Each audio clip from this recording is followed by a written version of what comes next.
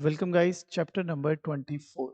आइए शुरू करते हैं। देखिए, इस चैप्टर को अच्छे से सीखने के लिए हम कुछ उम्मीदें आपसे पहले रखेंगे। We have certain expectations from you guys कि आपको थोड़ी सी बेसिक आइडिया मैक्रो इकोनॉमिक्स का होगा, क्योंकि उसका हम यहाँ पर इस्तेमाल करेंगे। थोड़ा सा ओवरवेलमिंग हो सकता है ये क्लास, क्योंकि मैं रीडिंग से काफ़ी आगे लेके जाऊंगा आपको। आपकी रीडिंग उतना डिटेल में जाती नहीं है इस टॉपिक पर। आइए शुरू करते हैं। Chapter number 24। वैसे चैप्टर का नाम है मॉनेटरी पॉलिसी समिंग अप, लेकिन आपके सिलेबस में ये पूरा चैप्टर नहीं है, इसके सर्टेन पार्ट्स हैं। तो जो जो आपके सिलेबस में पार्ट्स हैं, that is what we are going to discuss. हमारा पहला टॉपिक है द ऑप्टिमल इन्फ्लेशन रेट।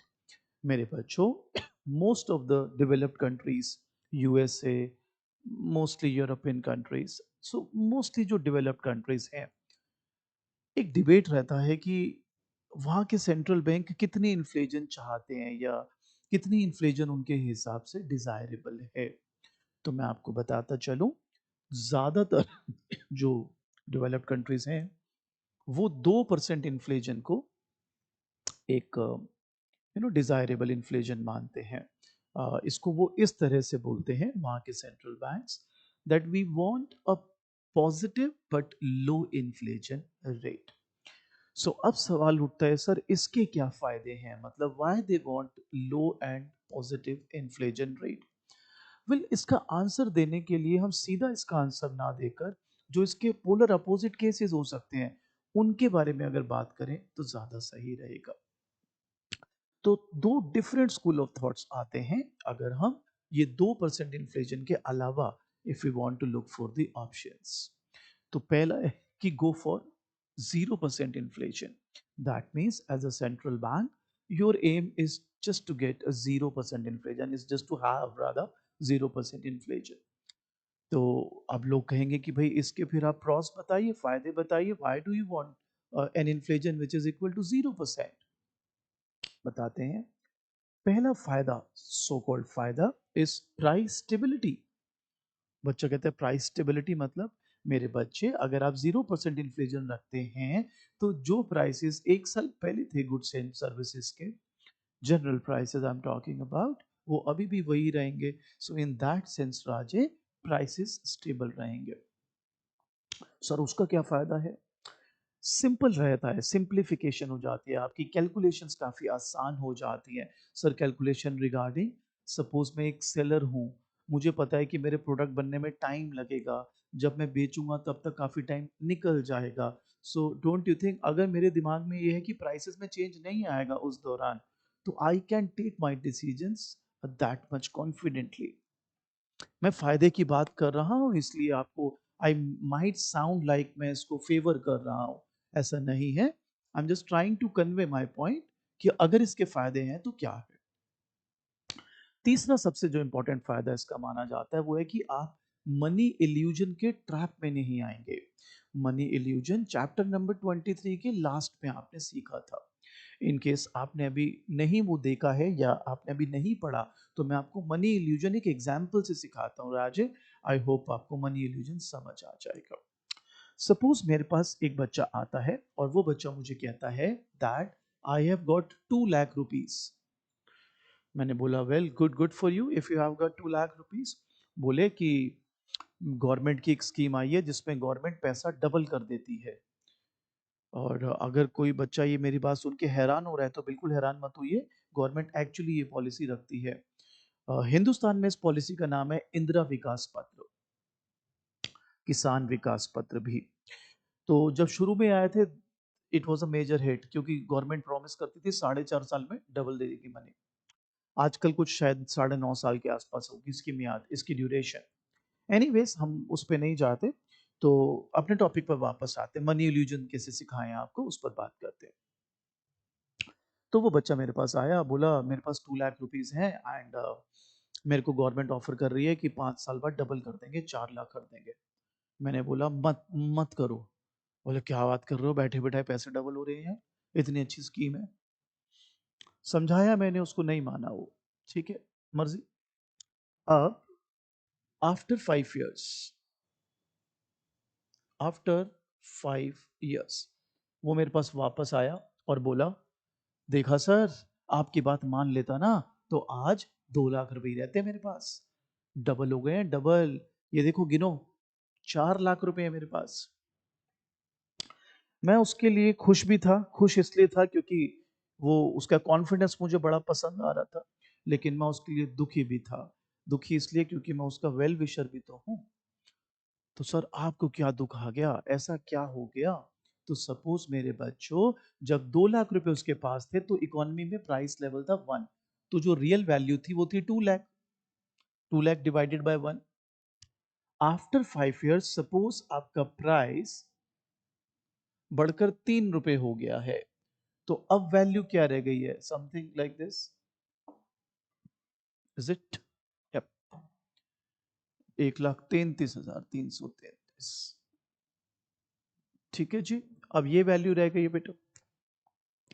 यानी एक कहावत है, चौबे जी छब्बे बनने गए और दूबे बन के आ गए। आप बताइए, रियल टर्म्स में तो पैसे गिर गए हैं उसके पास, वैल्यू है ही नहीं उसके पास, पहले से कम है। Sir how it is related with money illusion? Money illusion ही तो है उस बच्चे को। ही सो हैप्पी, मेरे पास 4 लाख रुपए, पहले 2 लाख थे, डबल हो गए। सो he is in rather an illusion that he has more money. Nominal terms में या he might have, but reality में, रियल टर्म्स में तो हालत बस से बदतर हो गई है। I am afraid, not a good idea. अब कई बच्चे आप में से हमको ज्ञान देंगे, आप बड़े चालाक हो। मैंने कहा भाई बताओ क्या चालाकी कर दी मैंने आपके साथ? जान के आपने प्राइस 3 रुपए करा? हाँ किया।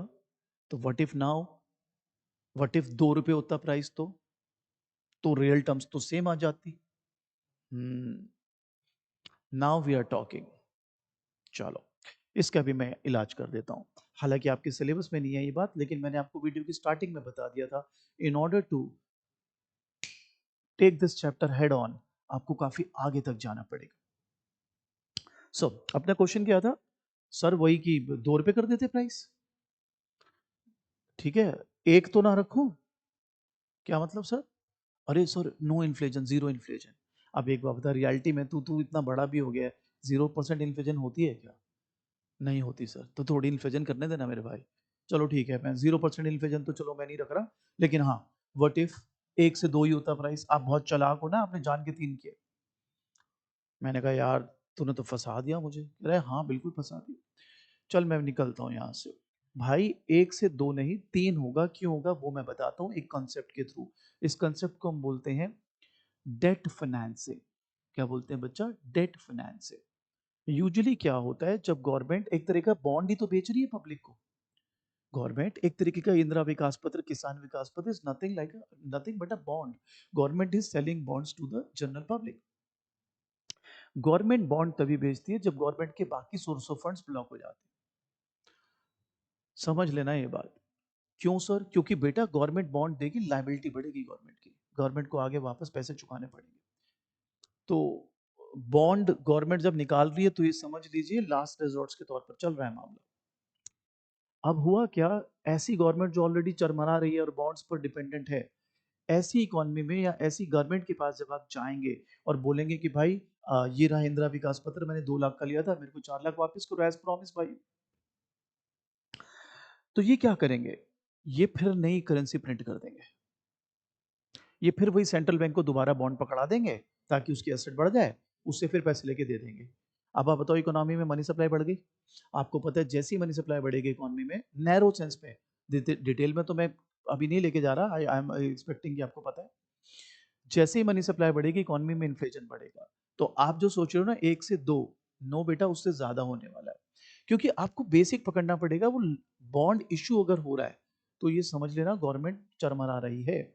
और ऐसे केस में जब वो वापस लोग आएंगे अपना पैसा लेने के लिए, इनके पास नहीं होगा हिसाब, ये फिर डेट मोनेटाइजेशन कर देंगे, डेट फाइनेंसिंग कर देंगे। आपको तो लगेगा पैसे दे दिए डबल, बट रियल टर्म्स में खलास। अब कुछ शैतान बच्चे आ जाते हैं, सर व्हाट इफ गवर्नमेंट पे करने से मना कर दे तो? बेटा गवर्नमेंट कोलैप्स हो जाएगी, इकोनॉमी कोलैप्स हो जाएगी राजे। गूगल पे सर्च कर लेना वेनेजुएला, रिसेंट एग्जांपल्स हैं, पूरी की पूरी इकोनॉमी कोलैप्स हुई है मेरे बच्चों। सो आते हैं 0% इन्फ्लेशन पर। तो हमने देखा अगर हम 0% इन्फ्लेशन रखते हैं तो क्या क्या सो कॉल्ड फायदे हो सकते हैं। एक आते हैं दूसरे स्कूल ऑफ थॉट, वो कह रहे हैं no, positive inflation yes, low inflation no, we want positive and high inflation, positive and high inflation. मैंने बोला कितना, बोला सपोज 4%। मैंने बोला इसके क्या फायदे होंगे, कहता है लिक्विडिटी ट्रैप नहीं होएगा। आपने आपके सेम टू में पढ़ा था लिक्विडिटी ट्रैप में ना हॉरिजॉन्टल एलएम बनता था, रेट ऑफ इंटरेस्ट सबसे लोएस्ट हो जाती थी। और याद करें इन्फ्लेशन, राइट, समझो बात को, इन्फ्लेशन अगर कम होगा तो रेट ऑफ इंटरेस्ट भी कम होगा। हो सकता है लिक्विडिटी ट्रैप आ जाए just to push their point. So ये कहते हैं कि अगर हाई इन्फ्लेशन रखोगे तो लिक्विडिटी ट्रैप का खतरा नहीं रहेगा और शॉर्ट रन में बूस्ट मिलेगा। कैसे, एज अ प्रोड्यूसर अगर इन्फ्लेशन अच्छा तगड़ा है तो मुझे मुनाफा ज्यादा होगा, और मुझे मुनाफा ज्यादा होगा तो मैं माल ज्यादा बनाऊंगा, आउटपुट ज्यादा आएगा। अब इस पे भी कहीं ज्ञानी आ जाएंगे, बोलेंगे ये क्या बात कर रहे हो आप, आपको कैसे मुनाफा ज्यादा हो जाएगा। मैंने कहा क्यों सर, पूरी इकोनॉमी में इन्फ्लेशन आई है तो कॉस्ट ऑफ प्रोडक्शन भी तो बढ़ जाएगी आपकी, वो धीरे धीरे धीरे धीरे धीरे धीरे बढ़ेगी।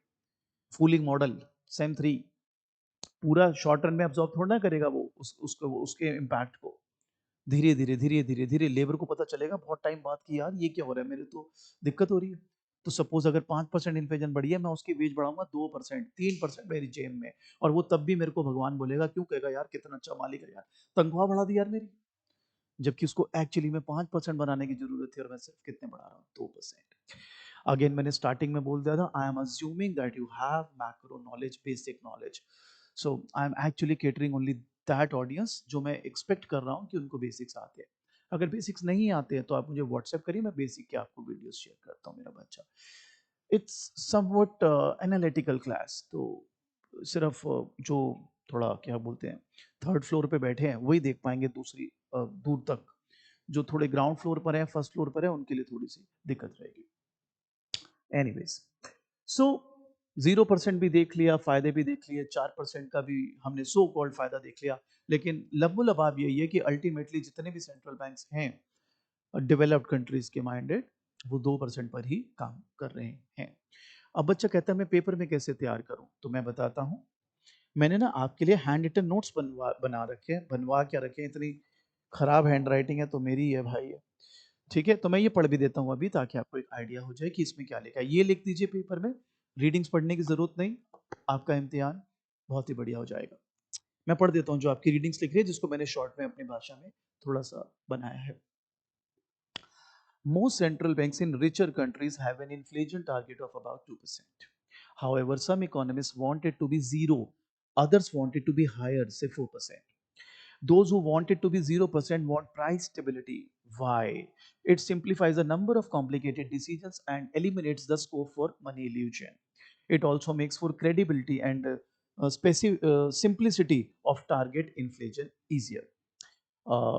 इसके बारे में अभी मैं आगे बात करता हूँ। Although no central bank has ever opted for 0% inflation rate so far. तो जितने आपने फायदे देखे 0%, 0%, आपकी रीडिंग कहती है आज तक किसी सेंट्रल बैंक ने 0% इन्फ्लेशन के लिए तो ऑप्ट नहीं किया। Those who want higher inflation argue that it is essential not to fall in the liquidity trap in the future. वो याद है ना, ग्रेट डिप्रेशन, लिक्विडिटी ट्रैप आ गया था, तो अब से ऐसा डर का माहौल है, वो कहते हैं ना, तो डर का माहौल ये है कि भाई मत जाओ नीचे, बहुत कम इन्फ्लेशन रखोगे, इंटरेस्ट कम रहेगा तो हो सकता है हम लिक्विडिटी ट्रैप में ना फंस जाएं। और फिर यही boost in the short run production में। The argument has gained little support among central bankers. They argue that if central bank increases target from 2 to 4%, people may start anticipating that the target will soon become 5, then 6 and so on. तो वो कहता है अगर आप बढ़ाओगे एक बारी तो वही expectations will kick in और फिर और inflation बढ़ती चली जाएगी। So short में क्या लिखा है? Thus the debate goes on. For the time being, most central banks appear to be aiming for low but positive inflation, say 2%. 2% metaphoric है, कहीं आप पकड़ के बात बैठ जाओ, 2% अरे मतलब लो, पॉजिटिव एंड लो। अगला टॉपिक शुरू करते हैं जी, फिर इसमें से भी पढ़ लेंगे, आपकी रीडिंग्स क्या कह रही है वो भी बता देंगे। अगला टॉपिक है डिजाइन ऑफ मॉनेटरी पॉलिसी। तो ये तो हम सब जानते ही होंगे कि मॉनेटरी पॉलिसी बनाना सेंट्रल बैंक का काम है। वो किस किस तरीके से बनाते हैं, क्या उनके दिमाग में रहती हैं बातें मॉनेटरी पॉलिसी फ्रेम करते हुए, and this is what I am gonna discuss with you. तो पहला पॉइंट है until 1990s nominal money growth. इसका क्या मतलब है? अंटिल 1990s जो सेंट्रल बैंक थे ना, उनका मेन टारगेट होता था कि वो एक दिमाग में एक रख लेते थे कि मेरे को कितनी नॉमिनल मनी ग्रोथ रखनी है इकोनॉमी में, या कितनी नॉमिनल मनी ग्रोथ बढ़ानी है, पंप इन करनी है। यानी सारा फोकस वॉज कि मनी सप्लाई कैसे पुश करना है, कैसे उसको पंप करना है। Central bank choose a nominal money growth target for the medium run and use monetary policy in the short run. तो सपोज उन्होंने सोच लिया कि मुझे मीडियम रन में 8% मनी सप्लाई बढ़ानी है, ठीक है, 8% रखनी है। शॉर्ट रन में वो उस टारगेट को अचीव करने के लिए जाते थे। हाउ? सपोज अगर शॉर्ट रन में रिसेशन है तो आपने ज्यादा 7% बढ़ा दिया एकदम। क्यों 7% बढ़ा दिया? क्योंकि आपको पता है कि अगर मैंने वो मनी सप्लाई नहीं बढ़ाई, ज्यादा रेट ऑफ इंटरेस्ट नहीं गिरेगा, इन्वेस्टमेंट नहीं बढ़ेगी, एडी नहीं बढ़ेगी, आउटपुट नहीं बढ़ेगा, इकोनॉमी रिसेशन में दब जाएगी। और अगर उल्टा होता है, एक्सपेंशन है, तो आप मनी सप्लाई पुल आउट कर लेते इकोनॉमी से। जैसे आप बचपन में भी पढ़ते थे, expansionary monetary policy, contractionary monetary policy. But the catch here is what they want to convey to us is कि जो मीडियम रन का हमारा मनी सप्लाई का टारगेट होता था वो फिक्स्ड है। शॉर्ट रन में हम थोड़े बहुत चेंजेस ले आते थे सो दैट हमारा वही टारगेट अचीव हो जाए। लास्ट 3 डेकेड्स हाउएवर, ये वाली अप्रोच गलत, गलत तो नहीं बोलूंगा, मतलब सेंट्रल बैंकर्स ने कहा छोड़ो यार, इसका कोई फायदा नहीं। अब ये क्या करते हैं? इन्फ्लेशन रेट को टारगेट करते हैं। और जो मॉनेटरी पॉलिसी जो ये मनी सप्लाई को चेंज करने के लिए यूज कर रहे थे, अब इनका जो पर्पस है वो है कि मॉनेटरी पॉलिसी यूज करेंगे शॉर्ट रन में, but to affect interest rate rather than money growth. 1990s तक क्या था इनका? Money growth, money growth, short run, medium run, money growth. लेकिन लास्ट 3 डेकेड से क्या होना शुरू हो गया कि हम इन्फ्लेशन को टारगेट करते हैं, नॉट दी मनी ग्रोथ। और इन्फ्लेशन को टारगेट करने के लिए जो हम मॉनेटरी पॉलिसी यूज करेंगे, उसमें हमारा ध्येय, हमारा उद्देश्य, हमारा ऑब्जेक्टिव मनी ग्रोथ को इन्फ्लुएंस करना नहीं होगा, वो होगा इंटरेस्ट रेट को। अब बच्चे के दिमाग में सवाल आता है, सर आप कह रहे हो टारगेट है इन्फ्लेशन रेट, यस, तो ये इंटरेस्ट रेट को कैसे इन्फ्लुएंस कर रहे हैं? बड़ा ही जायज सवाल है, ये मैं तेरे को टुकड़ों में सिखाता हूं मेरे भाई। और ये आगे सीखने में भी काम आएगा, इसलिए हम इसको बड़े सहेज के, बड़े प्यार से सीखेंगे। मैं सवाल रिपीट कर देता हूं। बच्चे का सवाल है, आपने बोला लास्ट 3 डेकेड से, हालांकि आपकी किताब बोलती है लास्ट 2 डेकेड्स, लेकिन वो 10 साल पुराने एडिशन है भाई। बच्चा कहता है आपने बोला लास्ट 3 डेकेड से इन्फ्लेशन रेट टारगेट हो गया है, तो ये तो मेरे को समझ आ गया कि 1990s तक मनी ग्रोथ था टारगेट, अब इन्फ्लेशन रेट टारगेट है। ठीक है, ठीक है। फिर यहां पे मॉनेटरी पॉलिसी यूज हो रही है, ठीक है, हो रही है। सर मनी ग्रोथ को इन्फ्लुएंस ना करके ये किसको, या उस पे फोकस ना रख के किस पे फोकस रख रहा है? इंटरेस्ट। तो सर एक बात बताओ ना यार, टारगेट इन्फ्लेशन है, हाँ, और दिमाग में फोकस इंटरेस्ट रेट को चेंज करना है, ये कुछ बात बनी नहीं सर। बात बनाते हैं आपके लिए। ये करने के बाद यू विल से, जो मैंने यहां पे लिख भी दिया है, my whole life was a lie. आप ये बोलने वाले हो इसके बाद, your whole life was a lie. और जिसने भी आपको मैक्रो इकोनॉमिक्स पढ़ाई है उसके पास जरूर जाना मेरे भाई, ठीक है। किताब में जो लिखा है बोल दिया उठा के, हो गई मैक्रो इकोनॉमिक्स, ऐसे थोड़े ना होता है सर। मैक्रो इकोनॉमिक्स पढ़ना एक आर्ट है। आइए आपको कुछ सिखाते हैं। जब आप छोटे थे तो आपको एक कॉन्सेप्ट पढ़ाया गया था, Fisher's quantity theory of money. छोटे मतलब सेकंड सेम में। हाँ सर मुझे याद है। अच्छा क्या याद है? अरे sir, m into V is equal to P into T या वाई। Very good.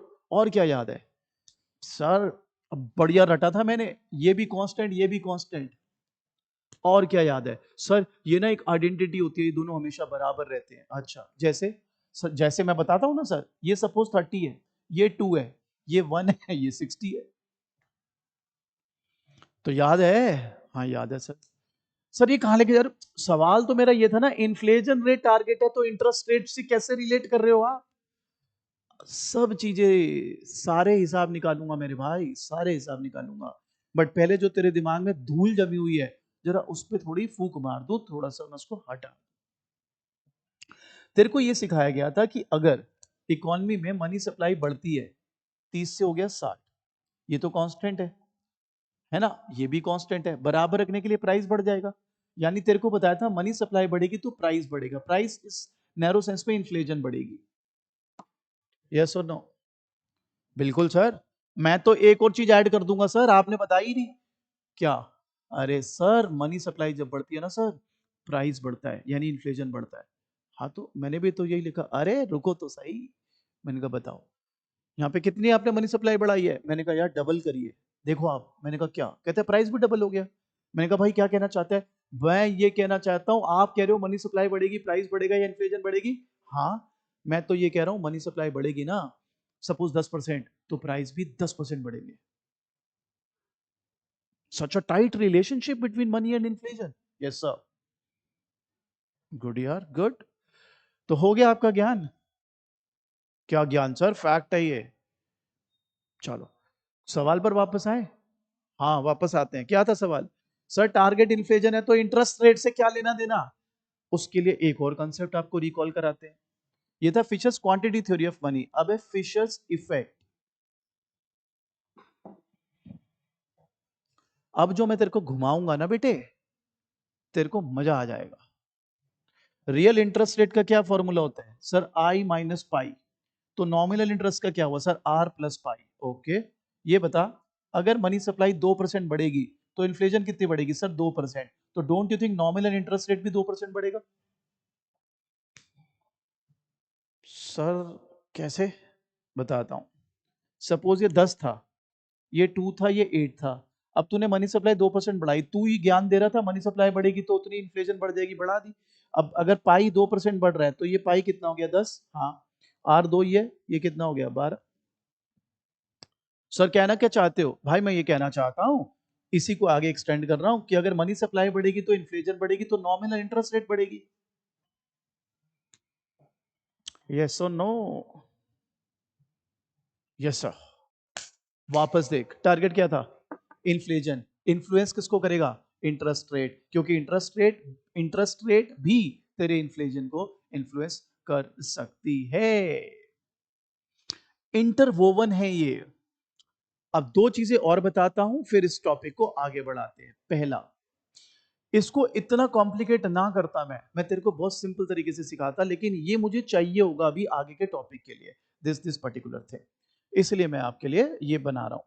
अगर आपको चाहिए एकदम सिंपल कि ऐसे बता दो कि भाई इंटरेस्ट से क्या होगा, मैं आराम से बता देता हूं।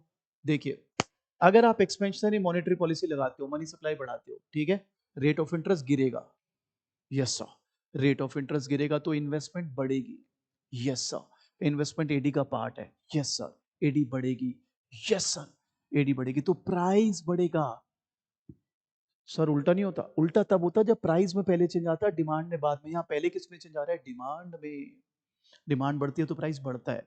चल दोबारा, एक्सपेंशनरी मॉनेटरी पॉलिसी लगाई, यस सर, मनी सप्लाई बढ़ा दी, ओके, इससे क्या होगा sir? Rate of interest down होगा। Very nice. अगर रेट ऑफ इंटरेस्ट डाउन होगा तो इन्वेस्टमेंट सर बढ़ेगी। वो बहुत ही बढ़िया। अगर इन्वेस्टमेंट बढ़ेगी तो AD, AD is equal to C plus I, two sector. अगर एडी बढ़ेगा सर, एडी बढ़ेगा तो प्राइस बढ़ेगा।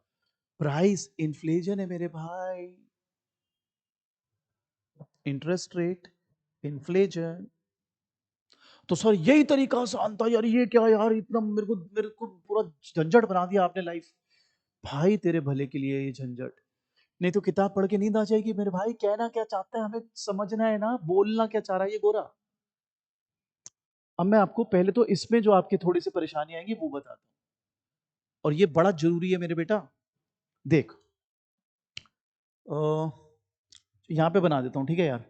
ये देख भाई, ये है मनी सप्लाई का कर, ये है एमडी का कर, बेसिक तेरे को पता ही है। आई क्वांटिटी। हाँ सर। अब तूने क्या कहा था मुझे? मनी सप्लाई बढ़ेगी, ये ले बढ़ा दी, मनी सप्लाई बढ़ा दी। हाँ सर। तो ऐसा है मुन्ना, तेरी लाइफ में अब परेशानी आने वाली है। क्या परेशानी आने वाली है?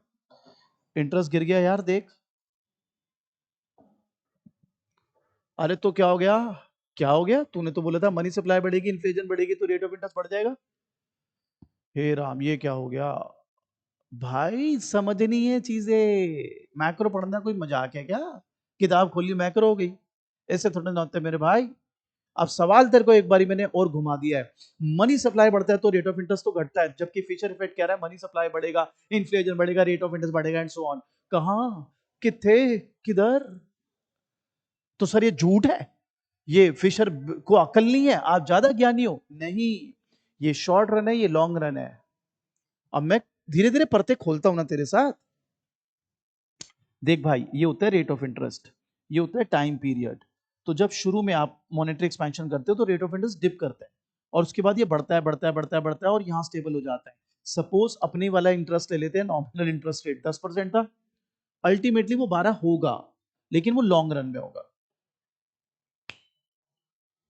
तू सोच रहा होगा ये मैं क्यों करा रहा हूं, मैं बड़ा चालाक हूं, मैं इसका यूज करूंगा यहां आखिरी टॉपिक पे आके, जब तू बोलेगा my whole life was a lie, और इसको गर्दन से पकड़ लेगा इस टॉपिक को, तो कि ये बोलना क्या चाहता है। और अगर ये नहीं सीखा तूने तो तू रटेगा बेटा, जैसे मैथ्स भी रटे रहता है तू। समझ के करेगा तो मजा अलग है, थोड़ी परेशानी जरूर होती है, लेकिन दिमाग चलना चाहिए। चलो जी, यहां तक क्लियर। तो सर अब आप एक काम करो, ये भी बता दो ये कैसे पॉसिबल है। ये तो आपने प्रूव कर दिया शॉर्ट रन में इंटरेस्ट रेट कम हो जाएगा, आपने तो मेरी तो ऐसी की तैसी कर दी यार, मेरे पूरे मैक्रो कंसेप्ट की। भाई जरूरी है, अच्छा ठीक है जरूरी होगा, ये बताओ ये ऊपर कैसे हो गया फिर, ये तो बताए बिना कैसे भाग रहे हो आप। बताता हूं। रेट ऑफ इंटरेस्ट कम हो गया था शॉर्ट रन में, हाँ हो गया था। इन्वेस्टमेंट बढ़ेगी सर, एडी। अब बढ़ेगा सर, प्राइस बढ़ेगा सर। अब दो चीजें समझ, अगर प्राइस बढ़ेगा तो as a producer don't you think मेरा मन करेगा मैं और प्रोड्यूस करूं? हाँ, उसके लिए पैसा चाहिए।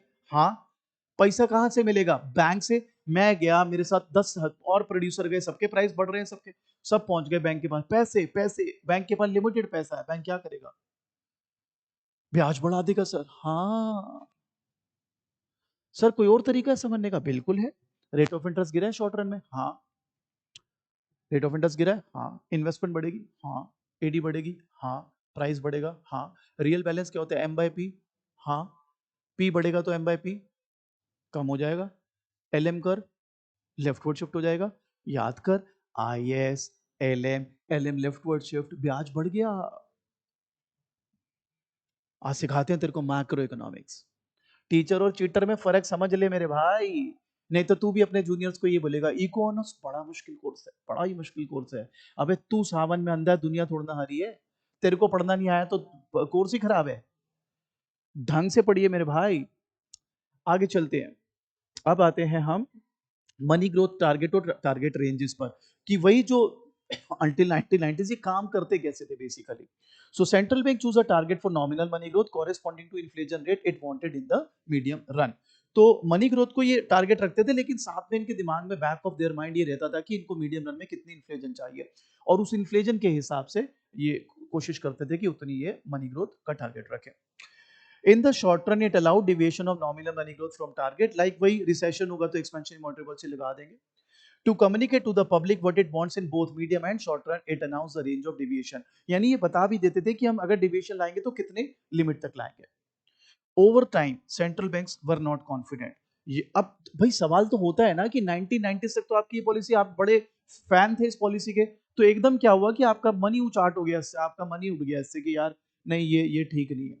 तो आइए ये मैं समझाता हूं क्यों इनको ये पॉलिसी चेंज करनी पड़ी, या अपना जो तरीका था सेंट्रल बैंक का पॉलिसी मेकिंग का, मॉनेटरी पॉलिसी करने का, वो चेंज करना पड़ा।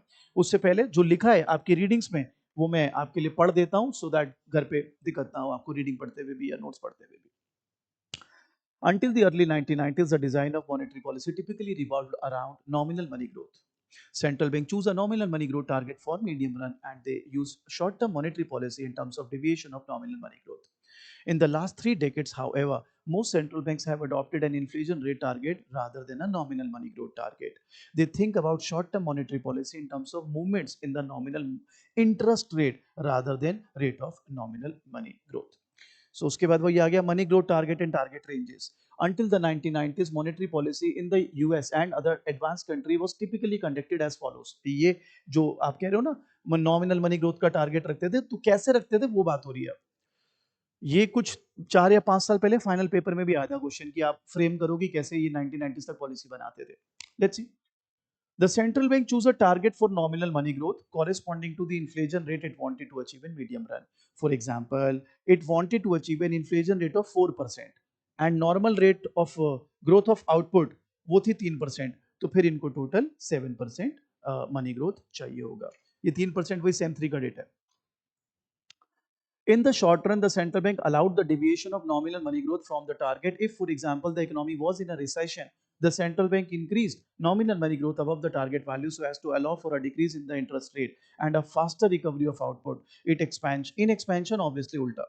To communicate to the public both what it wanted to achieve in the long run or medium run and in the short run, the central bank announced the range for the rate of nominal money growth it intended to achieve. Over time, the central bank were not confident to conduct monetary policy. Why? अब आते हैं इस पर कि ऐसा क्या हो गया कि इन्होंने छोड़ दी ऐसी पॉलिसी मेकिंग या इस तरीके से सेंट्रल बैंक ने मॉनेटरी पॉलिसी को बनाना क्यों छोड़ दिया?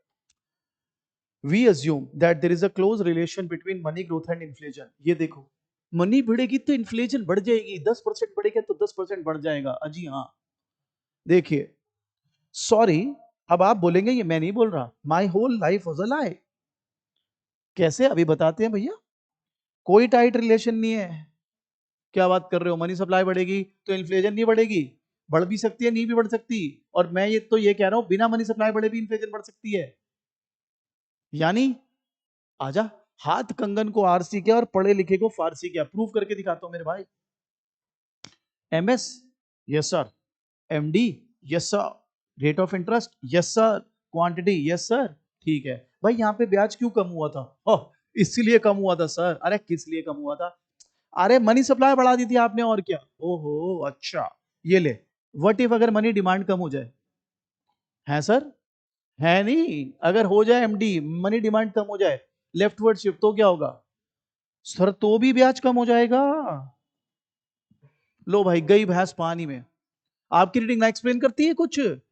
ये भी क्या लिख रहे हैं मैं पढ़ दूंगा. कक समझ नहीं आएगा अगर आपने कंसेप्ट नहीं सीखा मेरे साथ तो भाई इनको पॉलिसी मेकिंग ये क्या करेंगे? हम जी मनी सप्लाई को चेंज करके इंटरेस्ट रेट को चेंज करेंगे और इन्फ्लेशन को इन्फ्लुएंस कर देंगे. ओ भाई, इंटरेस्ट रेट तो तेरे मनी सप्लाई चेंज करने की बिना भी चेंज हो सकता है. तब क्या कर लेगा तू?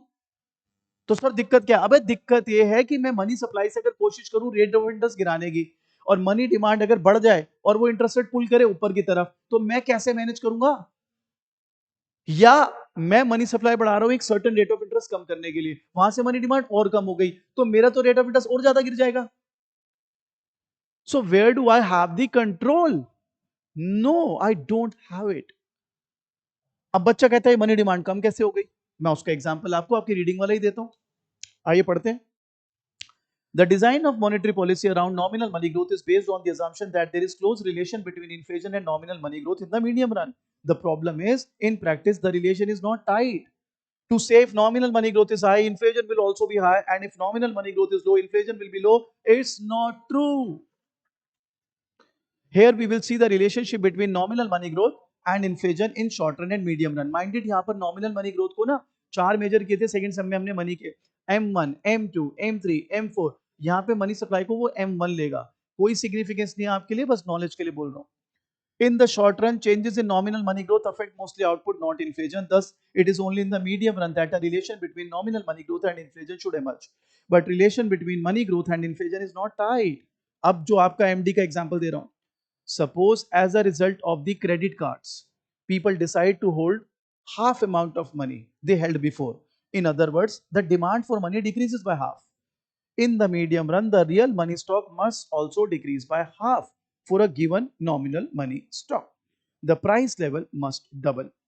Even if the nominal money stock were to remain constant, that is, money supply is constant, there would still be a period of inflation as the price level changes.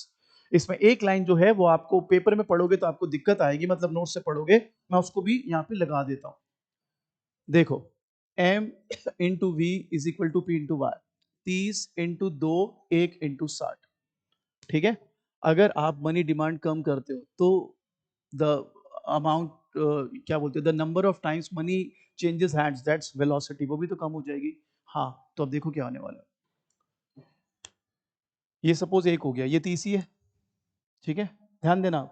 अब ये 60 ही है, तो ये कितना होना पड़ेगा? 0.5. आप देख लो आपका प्राइस हाफ हो गया है। So what we are trying to convey here to you is कि आप सिर्फ ये ना सोचें कि मनी सप्लाई चेंज होने से ही या मनी सप्लाई चेंज करने से ही काम बनेगा। There are MD factors also which can influence your rate of interest. And अगर वो रेट ऑफ इंटरेस्ट को इन्फ्लुएंस कर रहे हैं तो आपकी जो पॉलिसी थी कि मेरा एक इन्फ्लेशन रेट का टारगेट है जो मैं मॉनेटरी पॉलिसी का यूज करके इंटरेस्ट रेट को इन्फ्लुएंस करके अचीव कर लूंगा, आई एम अफ्रेड वो इंटरेस्ट रेट पर आपका उतना काबू है कहां। सोलली तो आपका कंट्रोल नहीं है। सो इस क्लास में हमने यहां तक अब आपको सिखा दिया है। जो इसके सबसे इंपॉर्टेंट टॉपिक हैं जो इस चैप्टर में से आते हैं वो है inflation targeting and Taylor's rule. ये दो टॉपिक हम अगली वीडियो में देंगे और मिलते हैं फिर उस वीडियो में। तब तक इसको एंजॉय कीजिए। आई नो थोड़ा सा ओवरवेलमिंग हो जाता है लेकिन ना मैं देखो जैसी नीड है वैसा ही पढ़ाऊंगा। आप बड़े बच्चे हो यार, आपको क्या मैं स्पून फीडिंग थोड़ा ना करूंगा बैठ के। हाँ आप सेकंड सेम में देखो तो मैं बिल्कुल स्पून फीडिंग कर रहा हूँ, बच्चे की नीड के हिसाब से है। आप बड़े बच्चे हो, आपको दिमाग तेज चलाना है और you been toppers, respective toppers in your schools colleges, state toppers, India toppers.